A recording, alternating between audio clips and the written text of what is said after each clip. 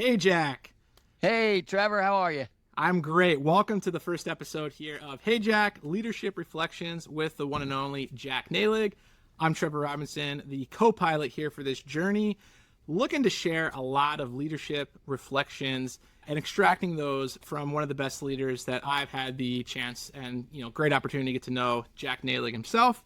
I consider Jack a friend first and foremost. He is a mentor of mine, an advisor.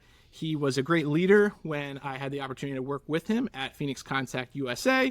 And Jack is one of the brightest and most well-liked individuals that I know, and that reflected a lot over to the leadership that I got to see firsthand and experience firsthand. And so throughout this podcast, this is going to be a journey where we are going to ask Jack a lot of questions. He has been open and willing to share his reflections on leadership.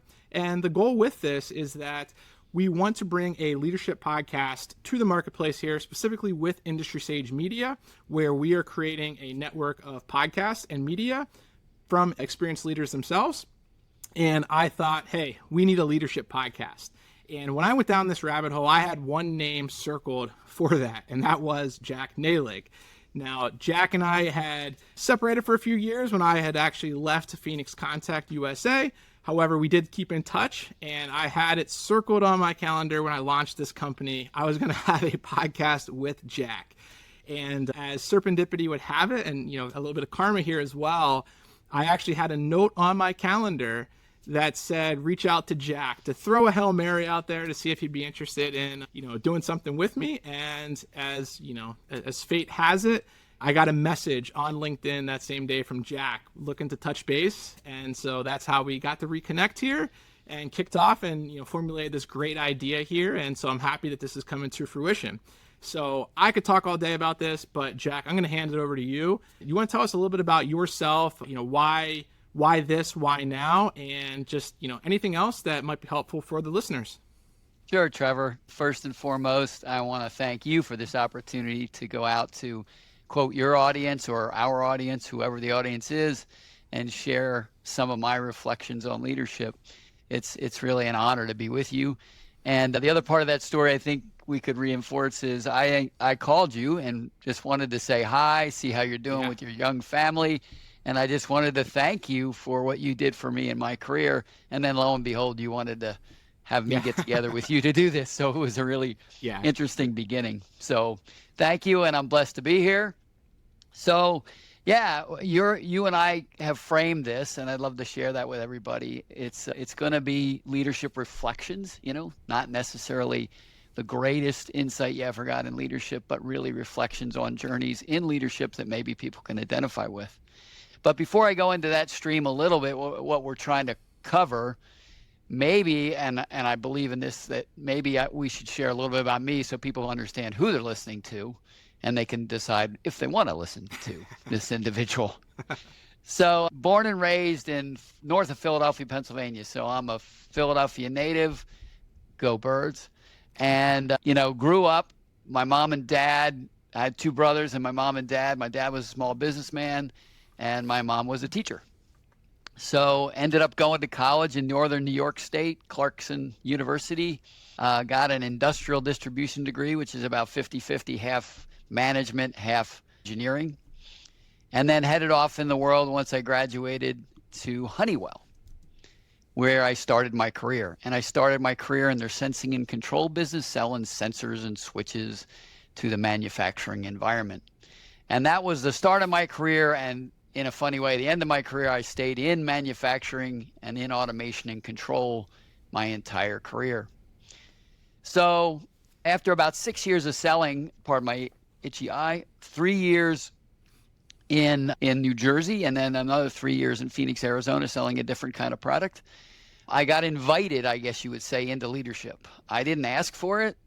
A higher level leader came along and said, hey, would you like to join our leadership team? We'd like you to do this.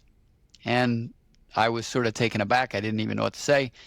But of course, I just said yes, be happy to do that, and excited to learn. So I joined this keyboard division that the company had and became a leader. And first I was a leader without anybody working for me. I was a distribution manager with nobody working for me. And then that same story happened time again. they would come to me a year or two later and say, hey, we have another leadership position you'd like you to consider. And I'd say yes. And then I did it again. And I'd say yes. And I did it again. And I'd say yes. And I just kept doing it. And within about 20 years, I ended up being the vice president and general manager of a $700 million business with 5,000 employees and 14 factories. And all because I just kept saying yes. And I never pursued any of those assignments or promotions. So I often think myself about my leadership as it's sort of an accidental leadership, right? It just sort of happened. It just bounced along and happened. I did get my MBA along the way, which of course helped me with my learning, and did some other leadership development within Honeywell. But it was just a fun journey that just sort of happened. And then Honeywell was a big company, about 23 billion in sales at that time, and was about to get gobbled up by General Electric. And then General Electric couldn't do it, and then things were crumbling inside of Honeywell, and I just chose to leave. And that's how I ended up at Phoenix Contact. The recruiter called me one day and explained they had this job. It was in Pennsylvania, which is back where my wife and I are from. And he said they really don't want anybody to grow their career. He said they just want somebody to run their U.S. operations for the next 15 or 20 years. And that sounded fun to me. And my boys were in their prime time at that time. They were from about 7 years old to 13 years old. And their grandparents, of course, were back here. So Deb and I decided, let's do it. It was running a much smaller team, about 200 people and about 80 million in sales. But I was really excited to just reset life at that point and get into a different company. And as you know, and many may or may not know, Phoenix Contact is privately held and family owned and took great pride in not having any debt. So the financial pressures were lessened and the journey was just growth. And you can't have a more fun environment in business than an owner that just wants you to grow their business. Yeah. And that's what we did. We had a great time. I had a 23-year career at Phoenix Contact, which just ended in December. You know, we grew the business from about 80 million to 500 million, and then we grew the employees from about 200 to over 1,100. So we were on a great run. We also took on the challenge of creating a design and manufacturing company inside of the network, and we did that, and it was very successful as well. So that's been my journey. Along the way, I joined the National Electrical Manufacturers Association Board of Governors, did that for about 12 years, very much enjoyed it. Was also at one point on the Measurement Control and Automation Association board. Did some other things, but mainly just enjoyed life, grew the business, was part of my family, and really enjoyed everything I've learned along the way. So that's that. And then as I exited leadership, I reflected a bit, and that's why I'm happy to be here, because I'm just looking for any opportunity that I can pursue that is paying back or paying forward anything I've learned or any reflections that people might think are of value to them. So hopefully this turns into a medium where people embrace it and maybe learn from it. And as you and I talk too, we hope to get to a point where people are feeding us questions and comments and maybe new topics for us to all consider and learn from. Yeah, so that's about it. Yeah, I appreciate that in depth. There's some nuggets in there that I wasn't even aware of.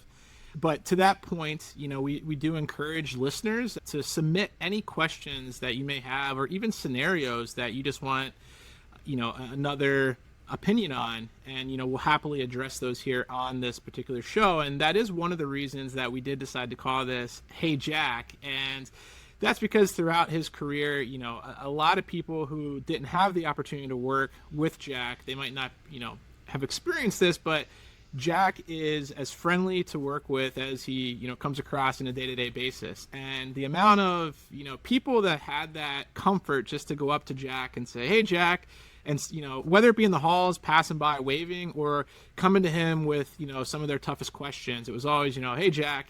And so we thought that was an appropriate, you know, title for this. And to that point, when I first joined the Phoenix Contact probably 13 years ago, I remember it was like the second day, they walked us around and, you know, introducing us. And I remember this whoever it was at the time said, "Hey, well, we're going to introduce you to the president." And I thought they were joking.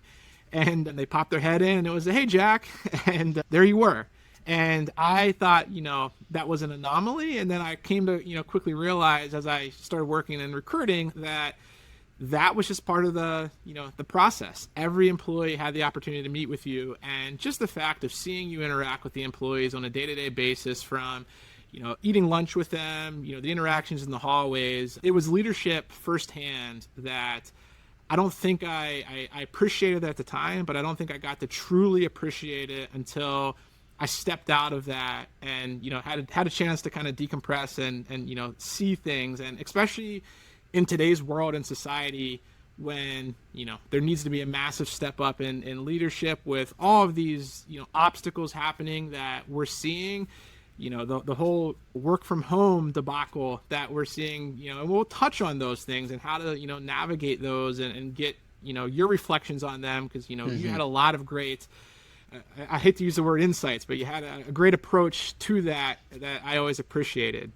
Thanks. And if there is any reason that anybody should listen to this podcast alone, I was just telling Jack before we hit record, I think this is an anomaly, but Jack's CEO approval rating on Glassdoor from his time at Phoenix Contact was, when I checked at least, it was 92%. And that was astronomically high across Glassdoor. And I think that just goes to show the appreciation that, people have for you, Jack. And we're appreciative here that you are going to share these reflections and, help us navigate some of these, tough discussions along the way. So we appreciate it.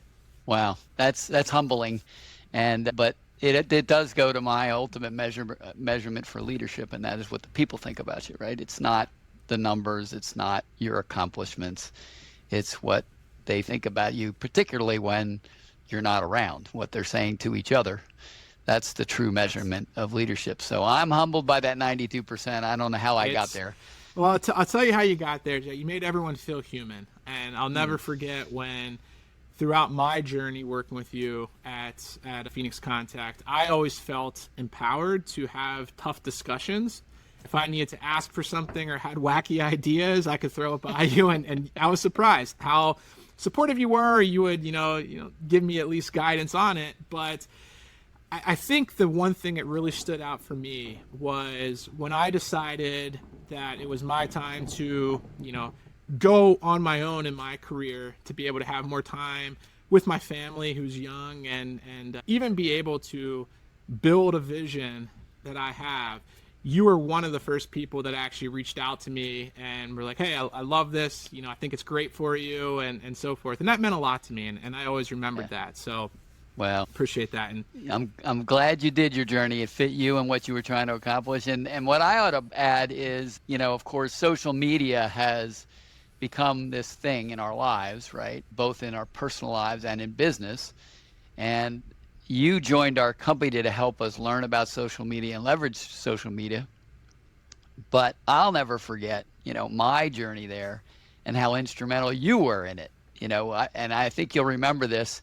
I quickly jumped on Twitter and was posting, and I was a big fan of Twitter because Twitter existed sort of first. And it was a great little Wall Street Journal. I would look at my feed of the companies I followed and things. I really was loving it. And one day in our cafe, you and I were getting a cup of coffee one morning, and you looked at me and said, "Jack, you got to leave Twitter behind and you got to get on LinkedIn. LinkedIn is the future of this. You're wasting your time on Twitter." So I'm like, "God, I'm just getting good at it, Trevor. You sure?" And you said, "Jack, believe me, you got to get off of Twitter and get on LinkedIn." Now, it took a little while to get off Twitter because, you don't want to just end it. But I immediately got on LinkedIn. I was obedient to Trevor, my social media expert. You were obedient.